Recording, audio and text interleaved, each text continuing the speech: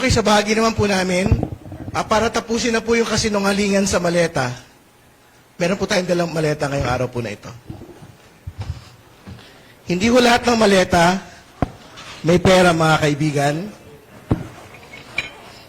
Yung iba po, may mangga at piluka.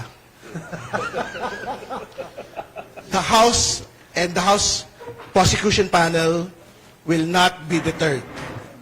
Hindi ho kami magpapapigil sa mga kasinungalingan at mga fabricated testimonies po na kung sino man.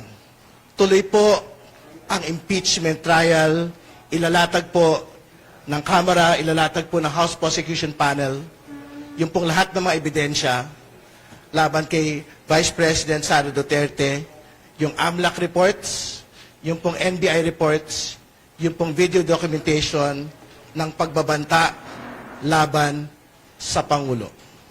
So bumalik ho tayo sa usapin. Ang usapin po ay ang pagpapanagot sa pangalang Pangulo. Wala pong iba. Maraming salamat.